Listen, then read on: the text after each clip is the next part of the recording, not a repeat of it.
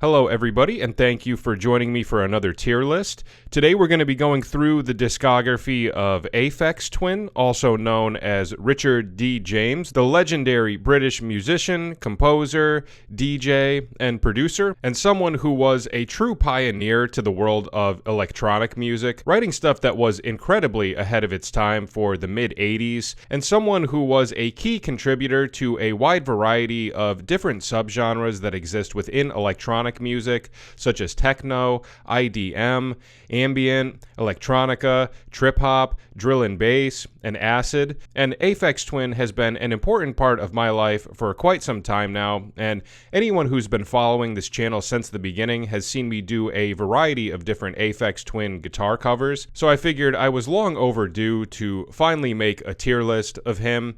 And what I'm going to do today is go through his 6 studio albums, and I'll also be including Come to Daddy, even though that's technically considered an EP or a mini album, but I do see a lot of people include that on their album rankings, so I figured I would do the same. But I'm going to go through Come to Daddy and his 6 studio albums, going from selected ambient works 85 to 92 up to Syro, and I'll score each of them on this tier list, with S being the highest and D being the lowest, and I'll talk a little bit about each album, let you know my thoughts, and we will see where we end up. And please feel free to let me know your thoughts in the comments, where you agree and disagree, and how you would rank these 7 albums. I would love to hear your thoughts. Alright, I think that's about it. Let's jump right into it.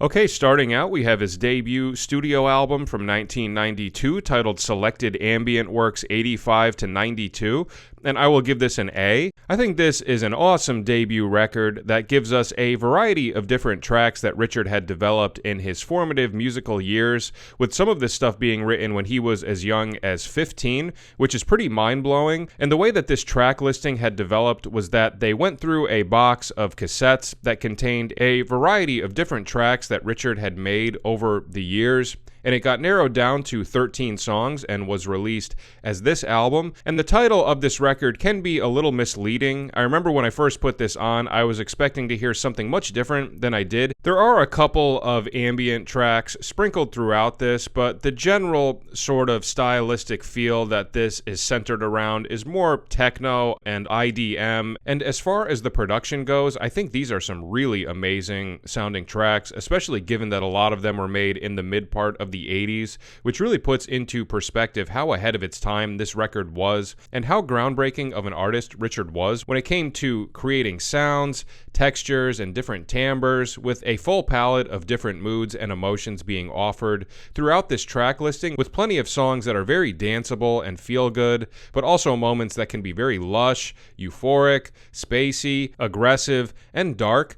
It's 13 tracks long, and it is a bit on the longer side at 74 minutes in length, and one mild critique that I will give this record is I do think it is a bit longer than it needs to be. I don't necessarily think every single track needed to be included on this. I think they could have maybe taken like 2 tracks out, and it might have made the record drag a little bit less, but nevertheless, this record still contains some incredible and classic Aphex Twin songs like the opener, X-Tall, which would easily make my list of top 10 Aphex Twin tracks. And some other standout songs for me on here would be Shot Key 7th Path, Helios Fan, Pulse Width, Green Calx, and Tha. And I know a lot of people regard this as his best album, and I can certainly understand why people feel that way. From an innovation as well as an influential standpoint, it obviously goes without saying that this was a very important record, but I do think he has a couple of records in the coming years that are even better, so I'm not going to put this all the way up in S tier, but regardless of that, this is still an incredibly important contribution to the world of electronic music, and an awesome collection of songs that illustrates just how ahead of his time Richard D. James was for the mid-80s. So a very solid debut record. I will give this one an A. Okay, next we have his second studio album from 1994 titled Selected Ambient Works Volume 2, and I will also give this an A. I think this is a very good album and an important contribution to the world of ambient music. This one lives up to its name much more than the previous record. This one is very much in that ambient territory with very minimalistic and repetitive music with very little of the percussive elements that we had heard on the previous record. We really only get that on a couple of songs. and each of these tracks delivers some very fascinating soundscapes, and the record takes us on this very long journey of over 2 hours and 30 minutes of different sounds and textures with a 25-song track listing. In my opinion, the production is far better on this record, with everything just sounding very innovative for its time, but also recorded in a very clean and even sort of way.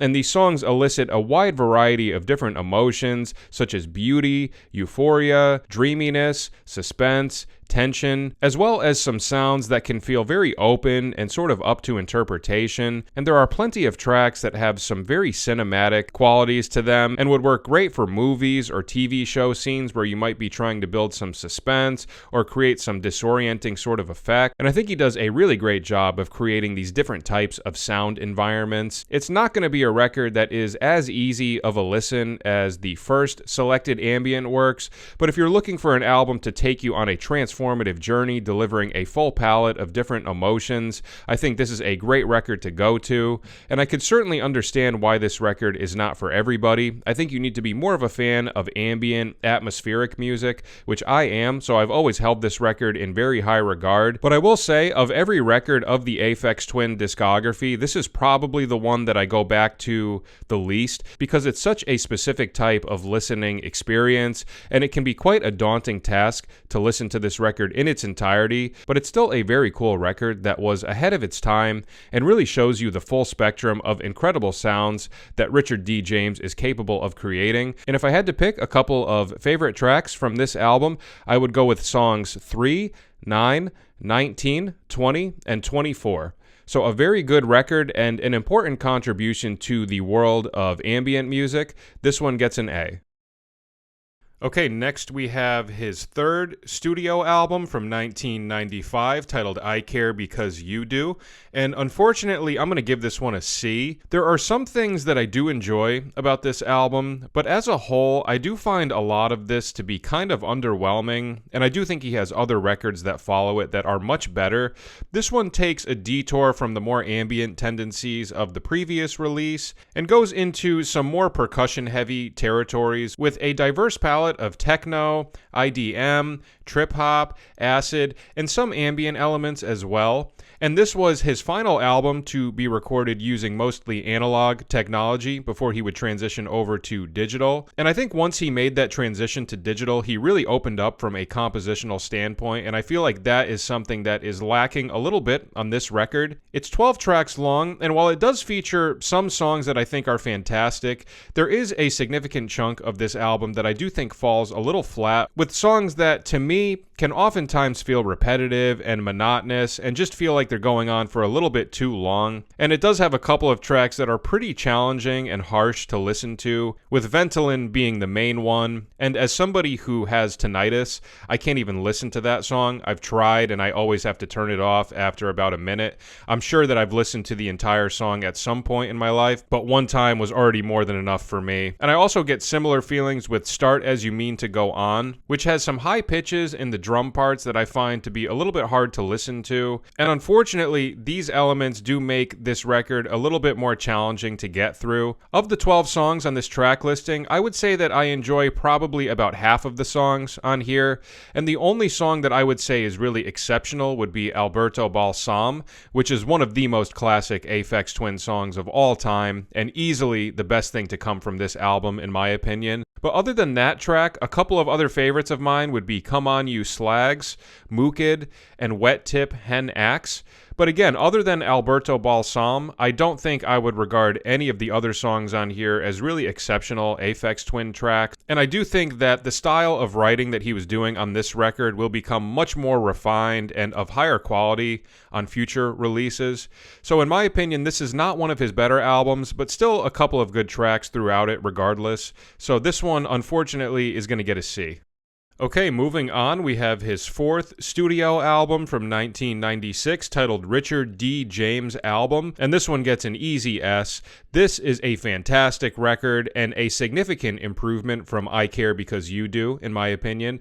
Everything on here sounds enhanced and upgraded. I Care Because You Do was almost 64 minutes in length and felt like it dragged a lot in certain parts, but this album is a very easy listen. It's a nice, concise 33 minutes in length, and it delivers some top quality songwriting, and all in all just feels like a more digestible and easier listen than the previous record.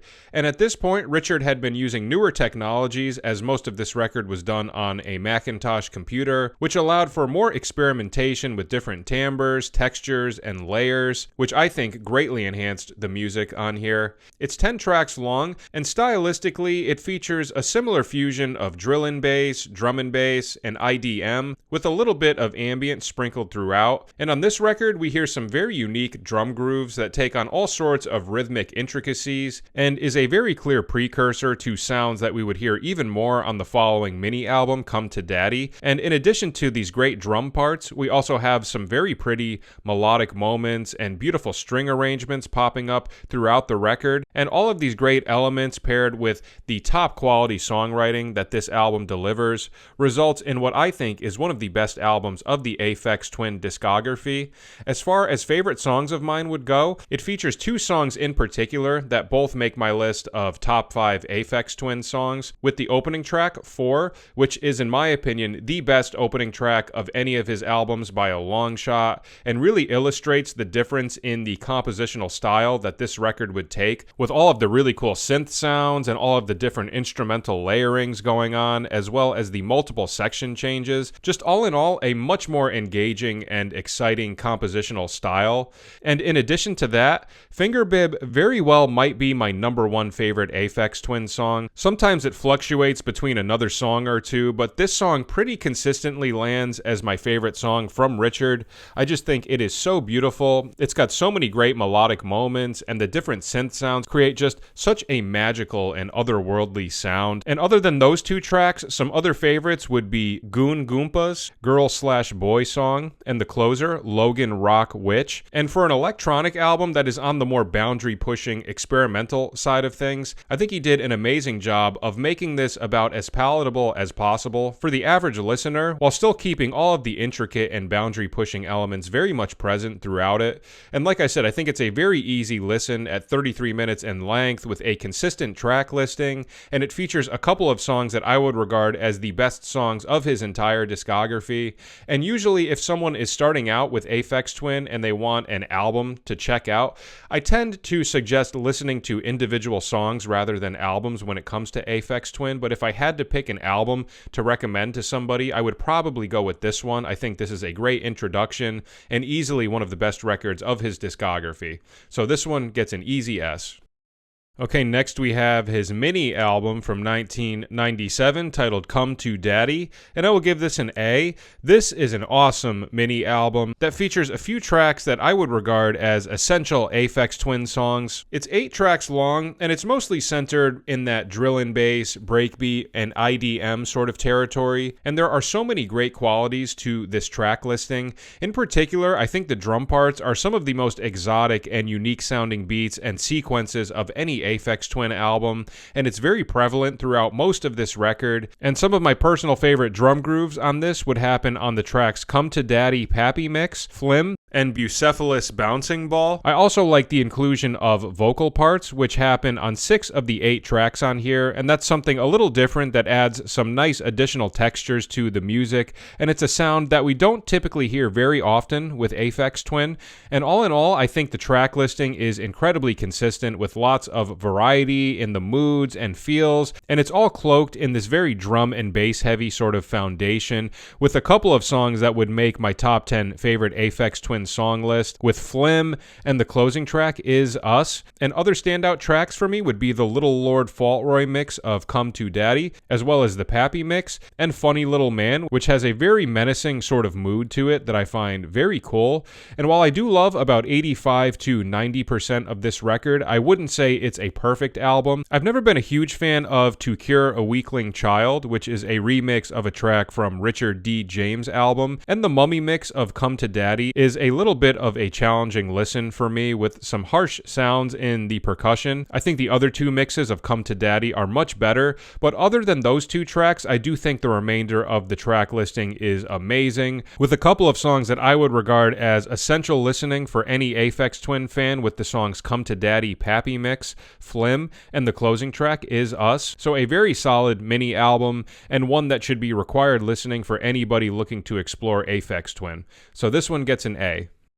Okay, next we have his fifth studio album from 2001 titled Drukqs, and this one gets an easy S. I absolutely love this record. This one would go down as my favorite Aphex Twin album. I know not everybody holds this record in high regard, and it seems to be one of the more divisive records from his catalog, but I personally really resonate with everything that he did on here. It's a double album coming in at a little over an hour and 40 minutes in length. And the way that this album came to be was that Richard had accidentally left an MP3 player with a bunch of unreleased songs on an airplane, so he released this album preemptively to avoid a potential leak. And stylistically, this record does contain some similar flavorings to what we had heard on previous records, with elements of techno, drill and bass, IDM, jungle, acid, and ambient. But one new addition to this record is the piano, with multiple tracks that are piano-centered, as well as the experimentation with the prepared piano,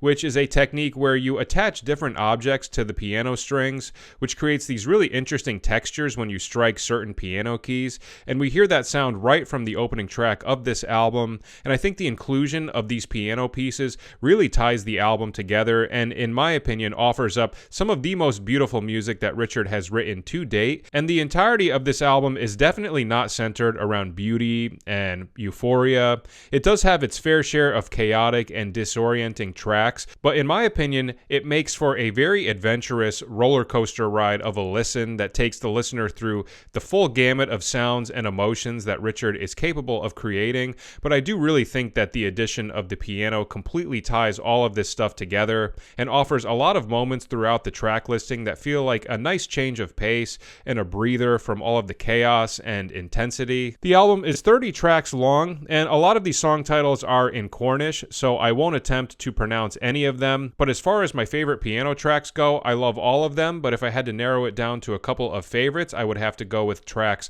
25, 9, 15, 30, and 5, and I really appreciate the diversity within the piano writing. Some songs are very peaceful and serene, like tracks 9 and 30. Others are very dissonant and bordering on atonal, with tracks 5 and 23. Some are in a tonal center, but create some very dark and eerie effects, with tracks 15 and 25.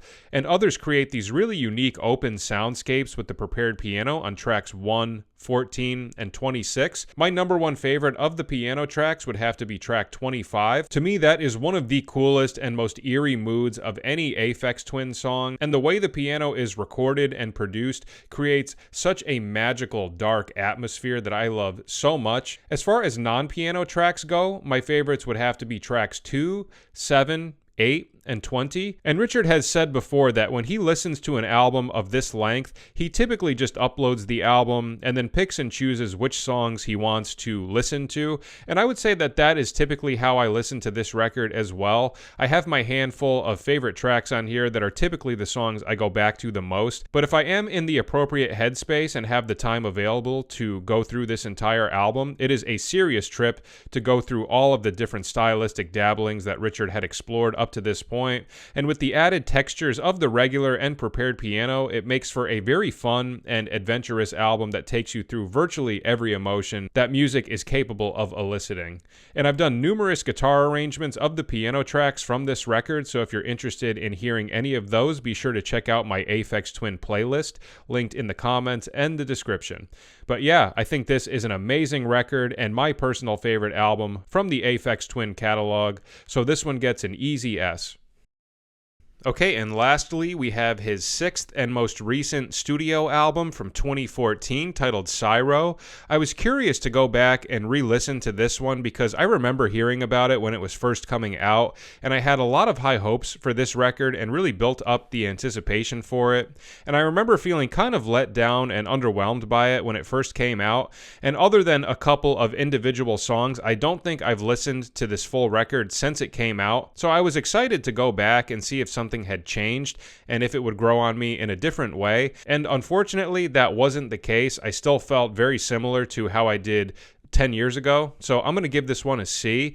I have some conflicting thoughts about this record because there are some things about it that I really like, but on the flip side, there is a good chunk of it that I do find to be pretty underwhelming, and I also think the album is a bit longer than it needs to be, with some of these songs feeling like they're dragging on just for a little bit too long, and ultimately I think it does affect the momentum of the record. Stylistically, it's mostly in an electronic, techno, and acid sort of hybrid, with some elements of funk here and there, and one beautiful piano track that concludes the album, and that's more reminiscent of something that we had heard on Drukqs. And some of the songs on here I do find enjoyable, and even some of the songs that I'm not crazy about do have some interesting moments, but ultimately, if I'm comparing this record to a lot of the other stuff in his discography, I wouldn't say that this one contains very many tracks that I would regard as standout or exceptional Aphex Twin songs. And I think a lot of the novelty and mystique behind how he achieved a lot of the sounds that he did